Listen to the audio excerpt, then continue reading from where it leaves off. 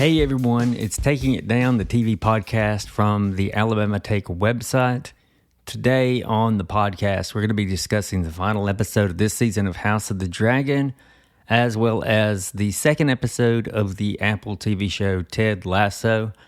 We have a little bit of TV conversation to begin, and in order to do that, let me welcome in Adam and Donovan, our co-hosts. Alabama Take projection. Okay, welcome to Adam and Donovan, the esteemed co-host of Taking It Down. Gentlemen, with some time on my hands and a free trial to a podcast engagement site, I looked up some of our stats this week. Would you like to know my discoveries? Say more. So for a week in June this year, 2026, we were the second TV podcast in Saudi Arabia.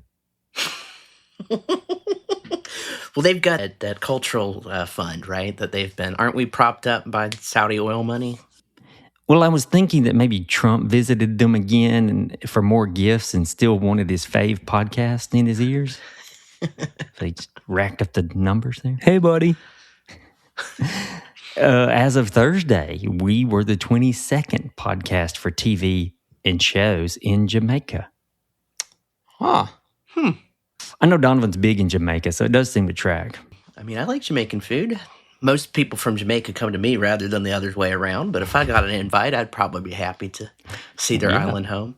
Me too. This is probably these are supposedly accurate, but this one feels right. We're the 146th most popular podcast for television in Canada. That feels like our lane.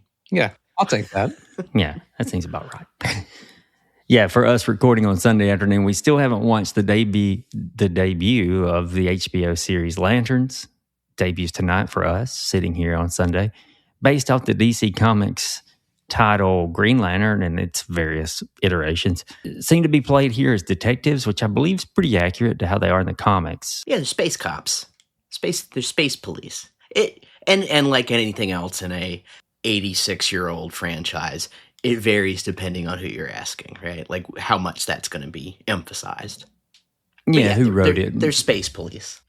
Oh, here on HBO, it's like a true detective light vibe going on. I don't want to get too hopeful for this one because Lord knows we've all been burned by superheroes, but I think the last time Damon Lindelof tried his hand at superheroes, it was that excellent season of Watchmen. You got it. And then I am a big fan of one of the other, I don't remember if he's like co-creator or writer, but one of the other guys they pulled in there, Tom King, who's written a bunch of classic stories.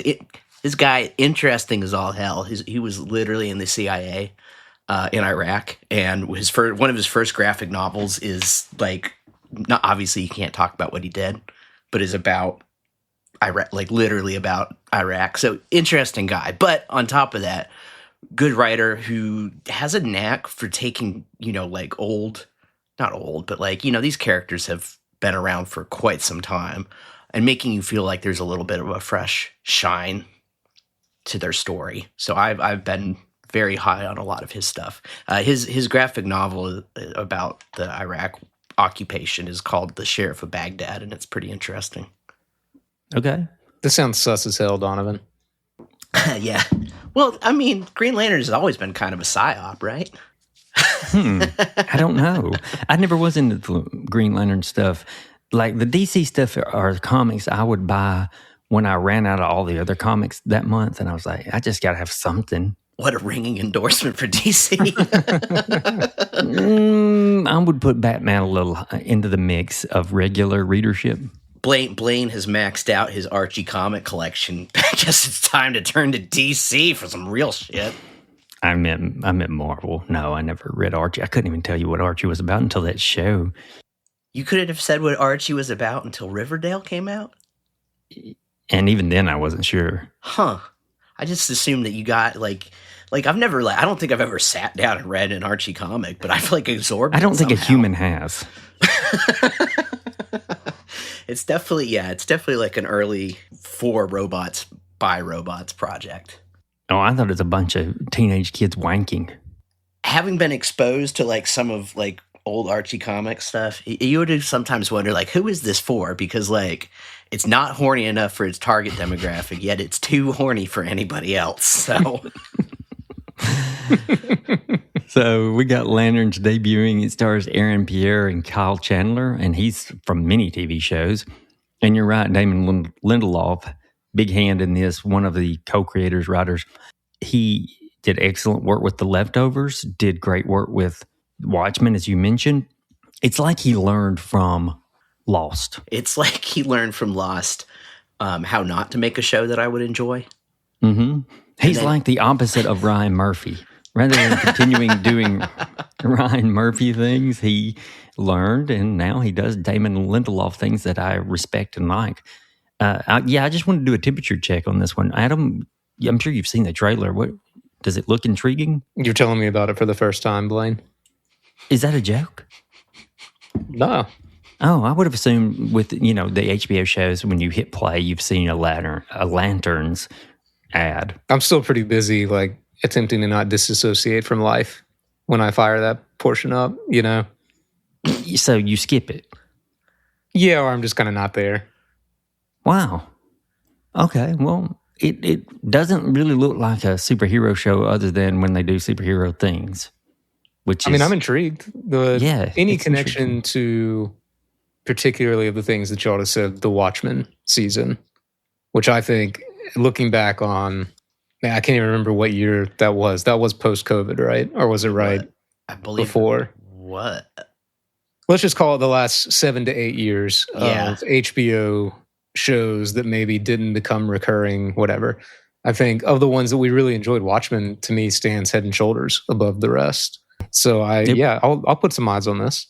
We're never going to have another Watchmen. And the reason we're never going to have another Watchmen is because Alan Moore put a curse on the people working on Watchmen, including Damon Lindelof. So he better watch his back because Alan Moore is a magician. Let's hope it's not with Lanterns that's disturbed because of it. But Watchmen was 2019. Okay. That's so disappointing. Sticking to HBO, we've reached the end of the third and penultimate season of House of the Dragon with episode titled The Treasons at Tumbleton. As a season of television, how'd you judge it? Thumbs up for me. I enjoyed it pretty much every week. I know it's a big show. It does things that I think it's not necessarily productive to talk about anymore. Things that Game of Thrones shows do. Just things that make it a little creaky. Stuff like too many storylines, too much of it. Just at this point where it's just kind of like, yeah, we know. With all that being said, it's not a perfect show by any means, but I'm like, yeah, I wanted to see what was going to happen, and I think that it actually managed to touch on, beyond just like fantasy and dragon stuff, some things that might matter for us to think about in the real world as well. It was a fun watch. I give it a thumbs up, but I don't know how much it's going to stay with me in the way that other things from this universe have. It's definitely a page turner. I want to know what's going to happen, but much beyond that. Donovan is right, and we've talked about here a few times the way that they're talking about or describing, particularly like the horrors of war or the trappings of power, all these kind of things. They do that well, but how many times? It's affecting every time the nuclear bomb goes off, right? But like... At first, it's like, whoa, I've never seen anything like that. And then once you've seen a few fastballs, you're like, well, I guess this is just what they do. It's just another Tuesday in Westeros. Yeah. Did it have enough of an emotional punch or resonance? What worked for me, what I was actually really explicitly thinking about this episode in terms of what Adam was talking about with the last episode about Rhaenyra's, like her, like being like literally like physically cut off from people. And so honestly for me, like Rhaenyra, the kind of focusing the camera on Rhaenyra with her, hopes, doubts, fears, insecurities, her losses, her strength, her rages, that kind of worked for me. And it kind of made the end of this like what she's doing in this episode make a lot of sense for me. Same thing. And I think there were things that also did work for me. I'm possibly foolishly interested in Aegon's arc and what's going to happen in Aemond. I'm still like, it still works for me as like two friends, two houses that were ripped apart. But I feel like Rhaenyra being the focus worked pretty well for me. I think I agree with that anybody who has emotional resonance, or if there is somebody who does, it's Rhaenyra. I mean, there's elements of that with everybody, but her thing of like, be careful what you aspire to, be careful what you wish for. I don't know how much that like really has mass appeal, like how many people have that problem in particular, but it is well told in the story. And it works for me too with other characters. I'll just, for an example, take like she's set off against Daemon. Like Daemon does not have the problems that Rhaenyra has, and that to me provides the two of them together. That's a compelling story, especially this season as Daemon's like, no, I'm all in on you, but like, what does that mean for her, and is that even helpful or healthy for her? What about as a finale, just a singular piece of television? How did you think about it? Was it good, great, bad? I'd say good. There were some things at the end where I'm like, I'm going to have to wait until next season. I would say overall very good. Not sure if it tipped into great, but I felt like satisfying payoffs were had. Yeah, I would agree with good in that of those choices. We can get into anything beyond that is going to be specifics for me, I think. So a lot that worked, and it's not that anything aside from the one clunker of an episode that I complained about on here this season, it all works. It's just like, it's that thing that you can't even put your finger on while you're watching it, but it say like a few days later, you're like, I haven't thought about this show since it ended on my screen. You know what I mean? Versus like, yeah, what great television is able to do and stay with you. I mean, there's great visual sequences and all these things. It just doesn't quite have the same resonance. You asked about resonance, and it's like, well, that almost implies like the resonating. It doesn't do that. It doesn't stay with me. Yeah. Okay, we'll talk about the details of our ideas in the spoiler section. One more thing, though, for us in non-spoilers. Ted Lasso aired its second episode of the invigorated new season, almost a reboot, titled Curiouser and Curiouser. I don't know, little treat for the fans. Curiouser and Curiouser? That is from Alice in Wonderland. Not many people know that. I bet Adam Morrow did. I didn't know the name of the episode, to be honest with you. I didn't know the name of it either until Blaine said it. It's okay. Thoughts on Ted and this episode of television? They're building on their strengths and on their weaknesses. Interesting statement there. That is, so when we were in college, Donovan figured out that it would drive there were three of us living together. It would drive the third roommate absolutely, who shall remain nameless here, absolutely insane watching football games. Donovan would say things like, you got to watch the play action here, which is never not true, really. Or like, you have to establish the run. You got to establish the run. So saying something like... So some real platitudes that anyone could say. They're just always true, yeah. And they're playing on their strengths and weaknesses here. It's like, what? This is just more of the same from Donovan. I've been hearing this for almost 20 years. That's not analysis. What are you talking about? I always try and say something like that. That's so like stupidly obvious, but in a way that an announcer would say it. And then if an announcer actually does say it after I say it, I feel really good. You take a shot. I'm like, I could do this game. I think I could do that job. I wouldn't even have to be that checked in. I do somehow think that you actually did say something about Ted Lasso this time, which is frustrating. That's my review. I thought it was pretty good. I didn't... Are we going to get into any details on the other side? Oh, for sure. Okay. I don't know if we're going to dig deeper than that. I mean, they're kind of... We know it's not a spoiler to say that he's with the women's team this year. So out of 3 dudes from Alabama getting into the nuances of the feminist reality of the sports world, I don't know that we're like the best suited people to do that. But it seemed like I was curious how they were going to do that. And apparently they just dove right in. Yes, they did. Okay, so it only took me 3 seasons, but I finally have pinned down the reason why I'm so wishy-washy with Ted Lasso and other Bill Lawrence shows, I think. It's the jokes are mostly milquetoast. They don't have a punch or a bite to them. A lot of times that's a good thing, and then a lot of times it's not a good thing.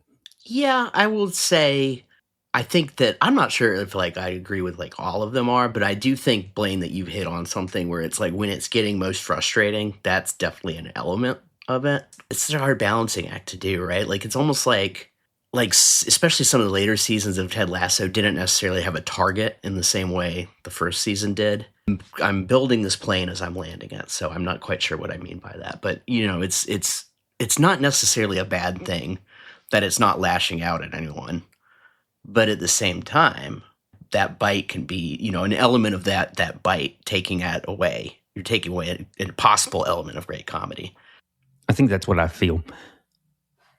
I think we'll take our break here, though, so we can dissect some of this. If you've seen these episodes, House of the Dragon's finale, Ted episode 2, we will talk about those in spoilers.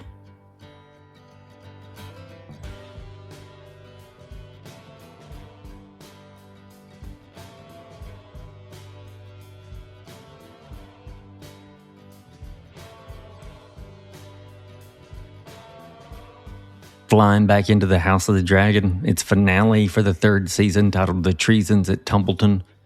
I have some defenses of this show, mainly from what I hear from critics. Critics and others tend to say that there weren't enough storylines moving forward. To which I'll say, I think it's really obvious that Ryan Condal, I think his name is, the showrunner, he and his team had to push some plot forward with some characters and could only anchor others, or else the overarching narrative is going to get way ahead of itself. And I get it so much, because as a teacher, one thing you don't want is one class way ahead of the other cohorts. It's just a nightmare with planning.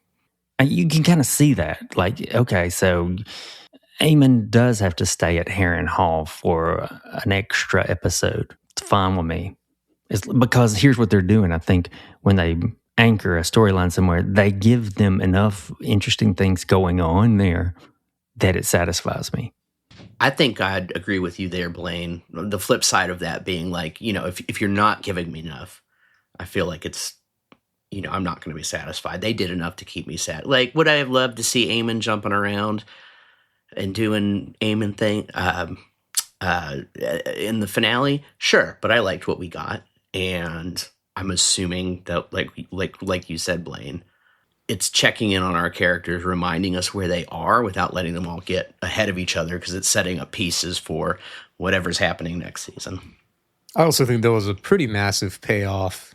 It felt like the old days for me when there were a lot of things happening at once in this episode, in a good way. Sometimes shows, movies, whatever, it's like, I only care about 2 of the 3 things that you're trying to tell me about, but that was not the case here. I thought that from the time, say, that Rhaenyra starts making her way towards the Sept through that, like, there was so much tension and so much, I don't know, and I don't know if you can have that without all of your classes being at approximately the same place in the coursework.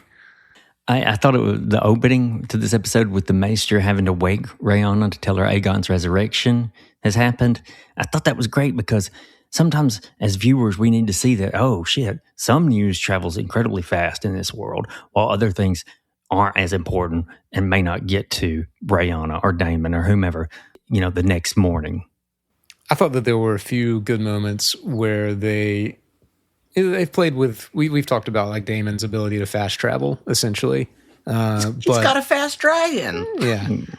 But the way that they played with like, oh, not everybody has every piece of information in this episode, you know, Rhaenyra being woken up like that, Daemon being on the battlefield and being behind, like he's still relying on like the page or whatever running the news to him. He's like, go find out what's going on, and you're having to make these real-time decisions about life and death on crappy information. I don't know, I thought it was good. It was like oh, they don't have cell phones, you know? Yeah, it's kind of fun. Having Rhaenyra do that, it also gives her a good Emma Darcy, a couple of good moments there to shine as an actor. So and it builds a little on her character, maybe a little, not a ton, but I just thought it worked really well as an opening scene. Oh, I liked it, and I think it did build on what we were given with her, and informs choices that she makes later in the show, right? Or in the episode. I think it does a very good job of informing that. Like, we need to remember what her state of mind is like, because this is the thing she fears most. It's like watching the screws being loosened a little bit. Exactly. Exactly. Metaphor. The balancing act this show's done is why I rank it fairly high. And maybe it's why it's taken a couple of seasons.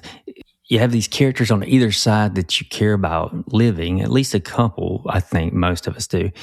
And if not that, at the bare minimum, no one wants to see the dragons hurt. And I think that's fairly the consensus.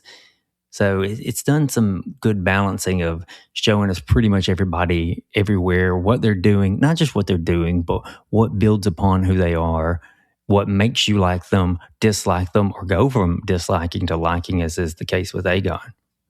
I thought that this one, I'm going to piggyback on what you said, Blaine, because it is sort of about balancing. I thought that this episode did something with its balance that I really liked too. I mean, obviously there's a lot of great spectacle. This episode was very well shot. I have not had a last season of Game of Thrones moment where I'm like, I can't tell what the hell is going on. This whole season has been great, so kudos to that. But I really liked how in the midst of all of that, there is like, and it's not even that many scenes, but Helena and Rhaenyra interacting, and the way that Rhaenyra can't, it just felt like it was saying a lot about those two as people, but also we're reminded that they're sisters, right? Like they have the same father, but also like they fundamentally don't understand each other as people. Or maybe it's just Rhaenyra who fundamentally doesn't understand Helena.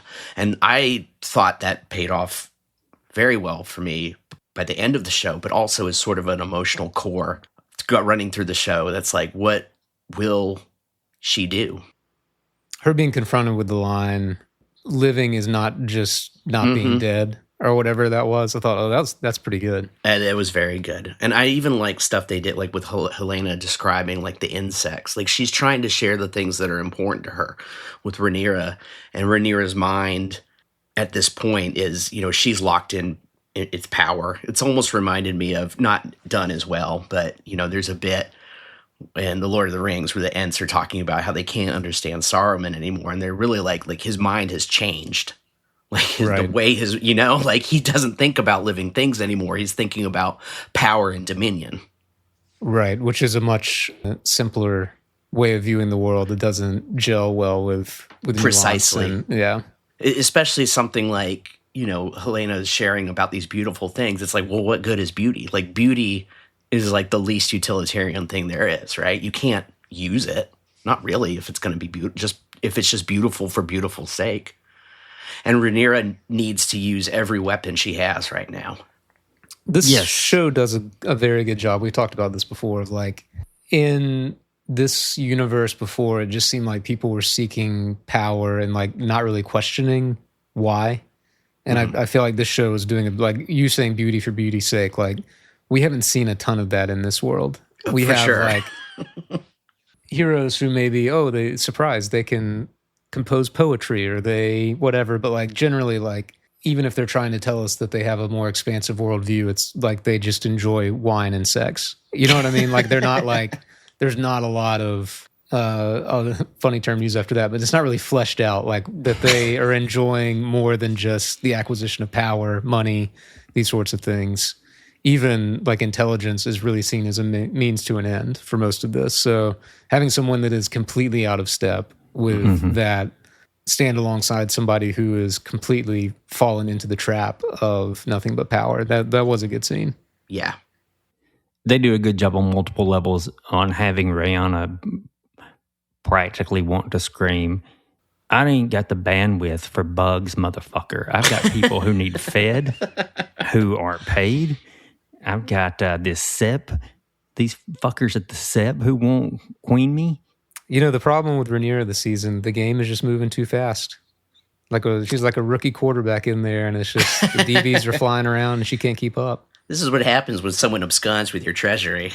To Adam's actual point is like everything has fallen apart. It's the right? Like she's reoccupying her seat, but she has to build it from the ground up. Who's Helena in this metaphor then? Is she the quarterback's coach? She is not participating in the game. Yeah, she's not even on the sidelines. The showrunners and directors do great here. I appreciated so much the editing as it not only bounced back and forth, giving you really short bits and pieces this time around from these crucial scenes that just left you hanging on, or left me hanging on for sure. But then they did something I thought really smart, which television shows do this, but they implemented it here to perfection. The voiceovers would usually get old quickly, but it's very different. They use these L-cut moments where the voice begins in one scene and then it ends as you're watching the next build up. Man, I thought that amped tension. It was grade A work from everyone. Yeah. And I did find myself tensing up in so many of these scenes, like quite physically. I thought that the scene where, because the tension is mounting and Rhaenyra emerges as like this warrior queen, which was great costuming, I thought. We haven't really seen her look like a... I mean, I know that Boudica wouldn't be in like chainmail or whatever, but it is like a very old school... When I say old school, I mean like medieval kind of... This is a powerful person. But when they're... Anyway, taking her to the Sept, it almost felt like a Christopher Nolan Batman scene was about to break out. It really did. Yeah. You know, like if not a chase scene or a heist scene, like something is going to go wrong here. I loved it. And her delivering that speech, oof. I get that it's like one more time we have to sit through this speech, but these people haven't heard it. And you could cut away from that if you didn't want to have her to run through the idea and the dream again. But I think watching people hear it is a good reaction, because you could see some of them are thinking, what the fuck? You know? They're thinking she's nuts. She's nuts, yeah. She's lost it, and she's killed the High Septon in front of the people, more or less. And now she's saying things that are insane. At a time where she can't really flex her power. Yeah, she's walking a tightrope. Yeah, like you shouldn't have to tell people that you're strong. Exactly. If you and too, right? Like she ends in Old Valyrian. Man, does the average person on the street know what that is? She probably just sounds like she's going nuts.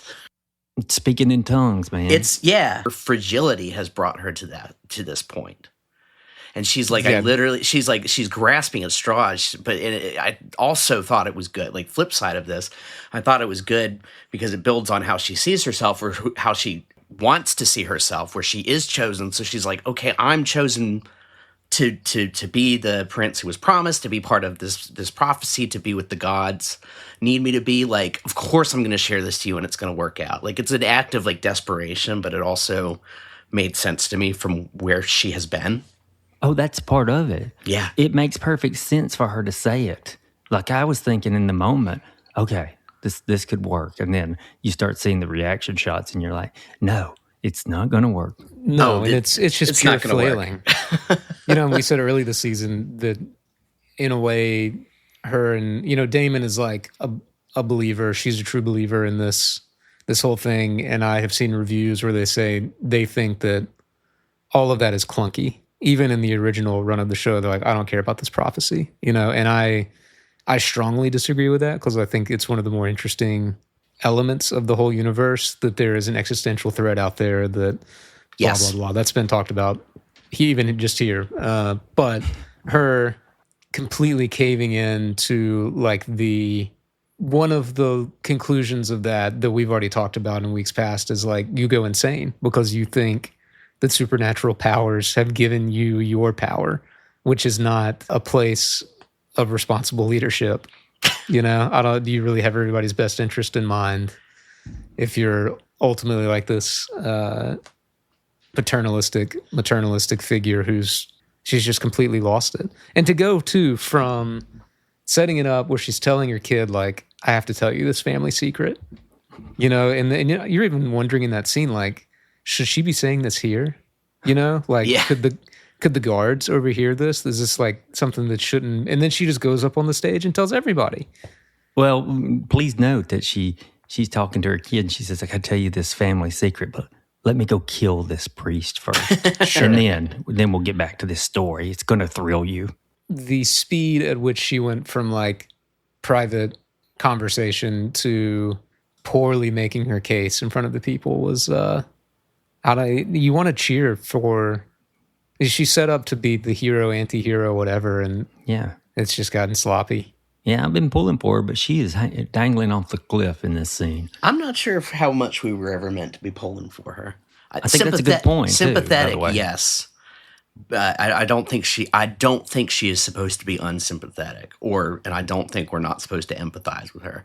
But I do think that it's given us enough, sometimes we're like, okay, well, Rhaenyra is the best of two bad choices. Okay, well, sure.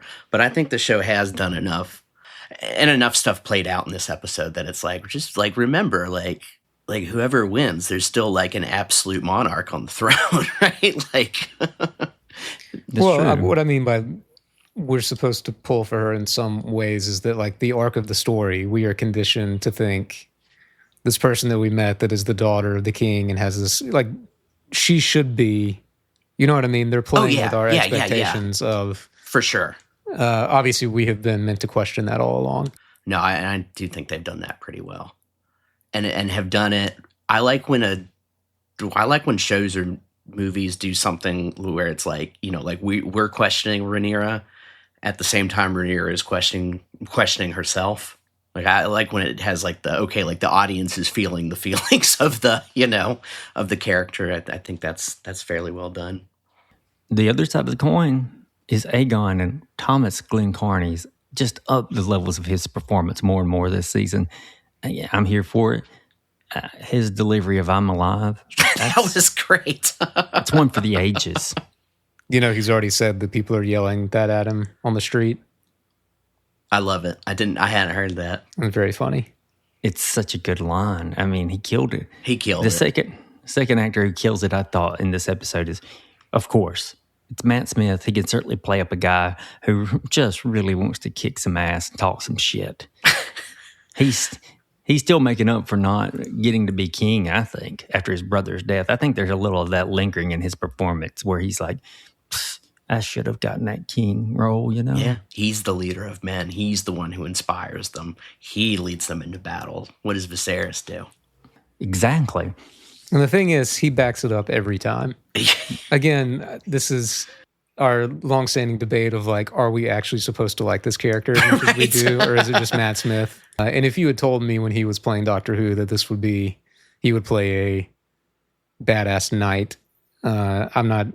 Kudos to Matt Smith. I didn't really see this in his arsenal when he was a younger man, but to fire up the insane Northerners and then he's got a dragon and he still just like rides through on a horse and then just immediately gets right in the shit. He's got to go house by house, and he's just like, okay. Yeah, he's fine with it. However you want it to get done. He's stoked. Refusing any sort of pact with Sir Gawain. Didn't want that. I want to fight. So that was what I liked about this episode with Daemon, is I felt like it almost got us to the end of like, okay, this is who Daemon is, like badass warrior, conqueror, leader of men, inspirer of men. And is it enough? Everything still starts to tumble out of control while he's, doing literally his human best. Yeah. And he is the kind of, like, if he had made that deal with Gawain, like, who knows what could have been averted. It's not a great deal. It's certainly not, it's not living Rhaenyra's dream. It's not living his dream of a renewed Valyria. But if somebody else had been in those shoes, could catastrophe have been averted? Especially tough because I think we as the audience have seen Gawain as one of the more sensible people. Yes. In some ways feels like a stand-in for like modern sensibilities. That's like a good point. Yeah. He's kind of practical and seems generally kind, but also, he gets mocked by his cousin and then immediately saves his life, one or two episodes ago, Yeah. can be a badass as well. So to see Daemon just grab him by the throat, while kind of awesome, was still like, oh man, this is... Yeah. You guys should talk it out, Yeah. Yeah. A lot of this season ended up being about doubting women in power, which has been a theme since season 1, really. And then this one added compensating for feeling like an imposter or failure. And that's what Rhaenyra does. She has to compensate in the only way she thinks she has. And I thought that Emma Darcy's Rhaenyra shuts the windows on Helena's suicide, but I've seen it. You could read that as shutting it on goodwill, shutting it on the beauty of the world, like Donovan talked about. Oh, it was a cold as hell scene. And she played it very well. We've seen that window before, too, by the way. Yes, we have. It's not the first person to dive out, or she may be the first person, but she's not going to be the last. You know, we're supposed to understand that murdering that septon would be like if Trump went and murdered the Pope. Let's go into some minor characters. I was so happy to see Mysaria get the boot at the beginning of the episode. It's as if Rhaenyra came to her senses, but in truth, we know that it's Rhaenyra not worrying about that kind of stuff anymore. Nah, she just listened to our last episode. She doesn't have the bandwidth for making out anymore. It's just rule, baby, rule. None of this shit's working. I got to get rid of everything, cleaning house. You know, I think as a viewer, surely we're supposed to be able to see that Mysaria's in it for herself the whole time, that it's actually a smart move, although she's probably just cleaning house in general. Maybe, maybe not. Not that I'm disagreeing with you, but I do think there's an element of Mysaria. She's the doubt that Daemon isn't at this point, and she's got to get rid of doubt. Mm-hmm. That's well put. I'm not saying she's wrong to do so. I'm not saying that Mysaria might have somewhat less than pure motives. She almost feels like a leftover from a lower stakes time. Yeah.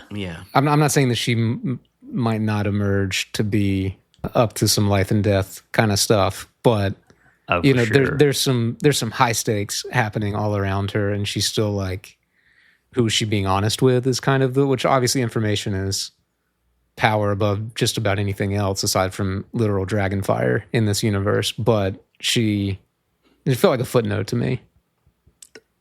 Yes. I have another on my list that I feel like it was a footnote. Let me go ahead and bring it up.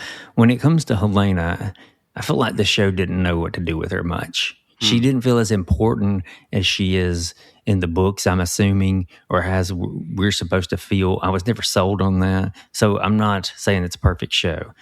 That's one of the things I thought they could have just made me somehow feel or understand better. Her death didn't feel quite the knockout punch. Her presence in the show, to me, paid off in the last few episodes. Same.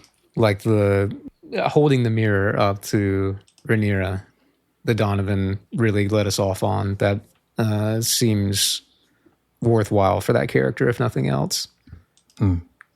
House of the Dragon does a really good job, much like its predecessor, where you get these emotional high-five moments when these detestable assholes get theirs, but then at the same time, in the middle of your high-five, you know, oh, shit, this is a horrible decision. Someone I like is going to pay for it, or someone, a main character, is going to pay for it.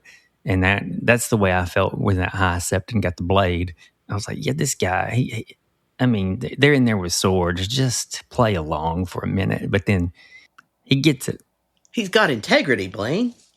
What do you have against the Pope, Blaine? I never seen anything with Pope. We're talking high septon. Don't put words in my mouth. I thought it was a fantastic episode. I did scratch my head at the plot for Sir Hugh. He was another footnote kind of thing. Felt like he was supposed to do more than just find his wife and try to convince her again. Like, didn't we just see that? I'm guessing that was him at the end flying on one of the three dragons. Ulf would have to be the other. I'm assuming it's Daemon on the third. Was I wrong with that scene? It's a quick scene. It's a very quick scene. I was a bit unsure as well. Guess we'll find out next season. I'm sure we could consult the nerds of the internet, and they would tell us exactly which dragons were involved. Any thoughts on Ulf? I'm starting to think that Ormond may not be the strategic mastermind that he had thought he was. I thought it was pretty funny that both Daemon and Ormond were looking for Ulf. I mean, you've pissed off the wrong guys at that point. Yes. It felt a fitting moment for who he is anyway. he's been all drunk and passed out. That's about right. I mean, that was a very hungover I was saying, ride. Just like, ugh, I hate everyone. We haven't commented on Orman much. He got his.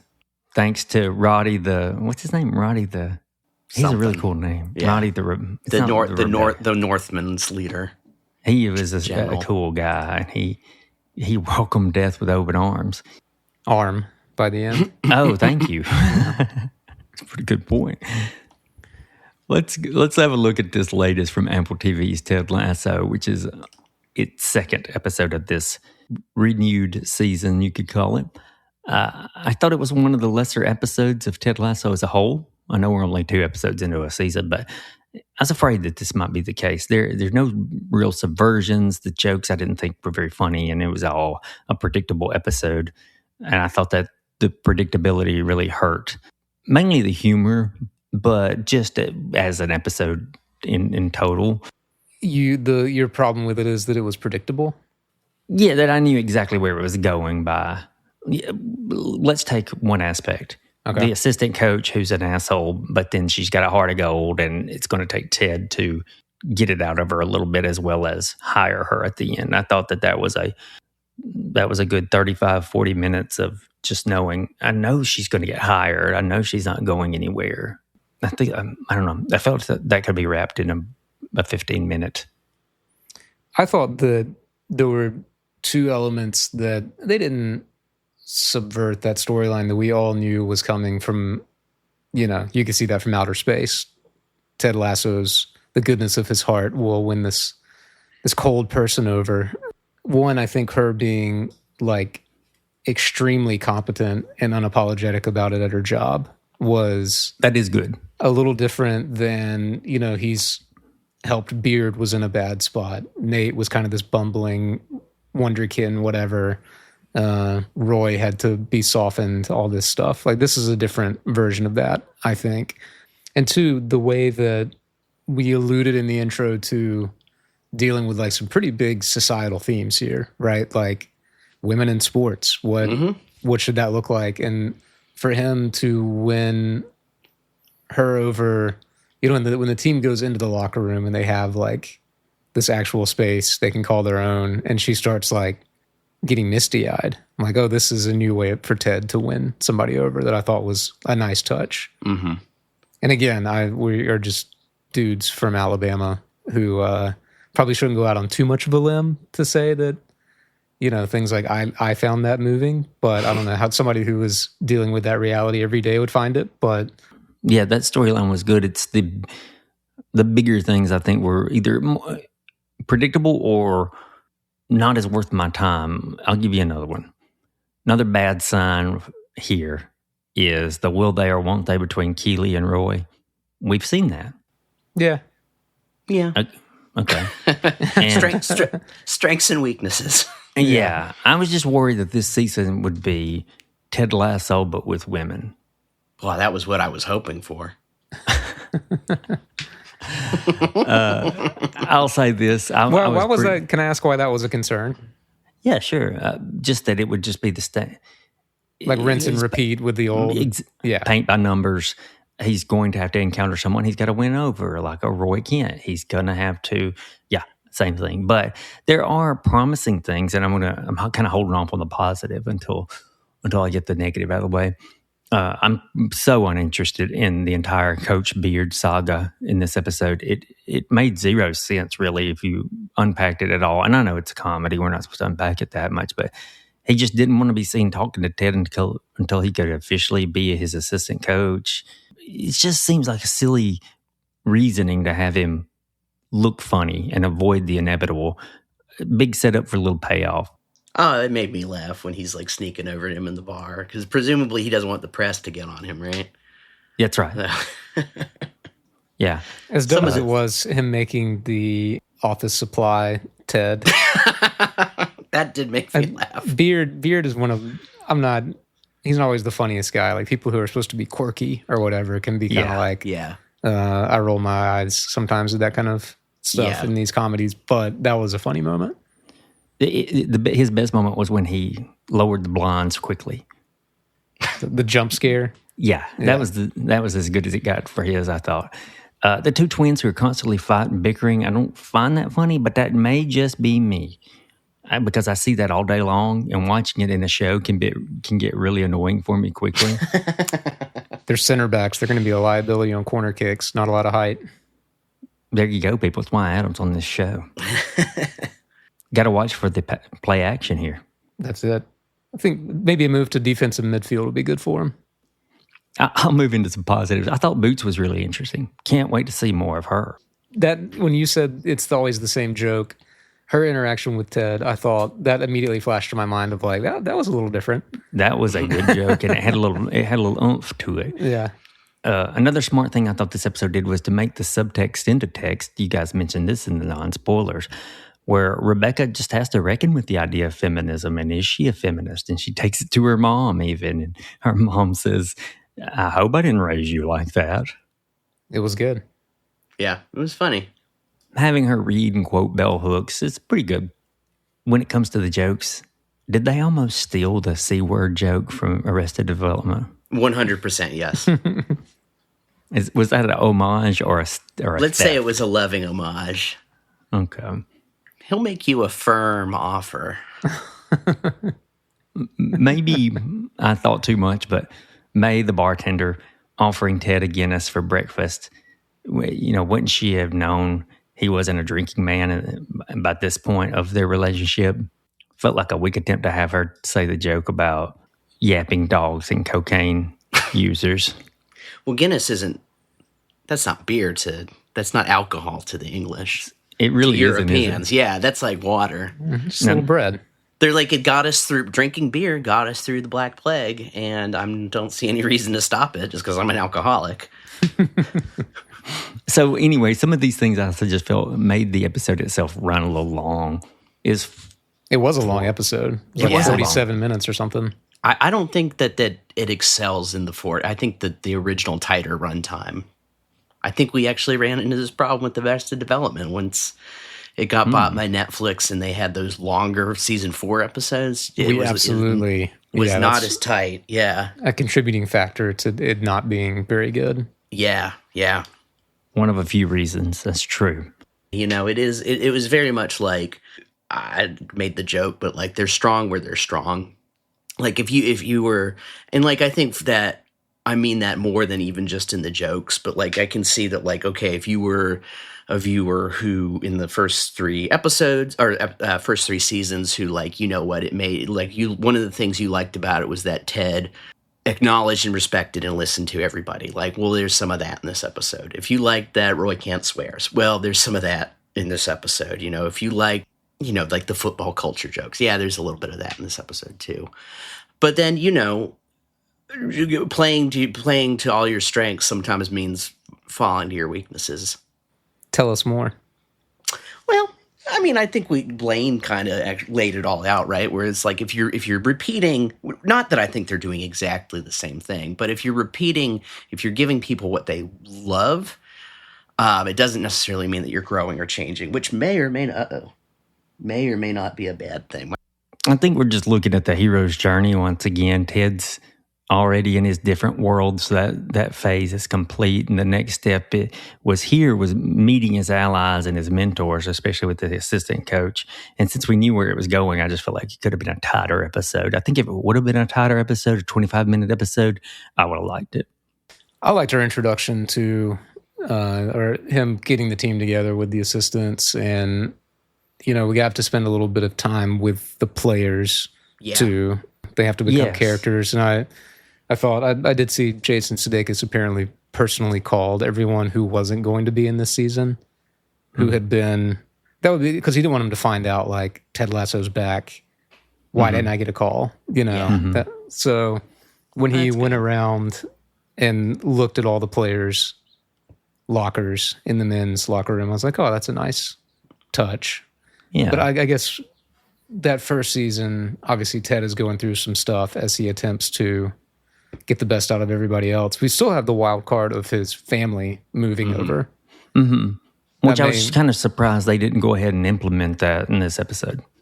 I guess he had to get work life set up first. Realistically, it made perfect Sure. sense. You definitely would take a while. I wouldn't have been surprised if they said they're going to be over in the next month and they arrive mid-season. But Right. So, yes.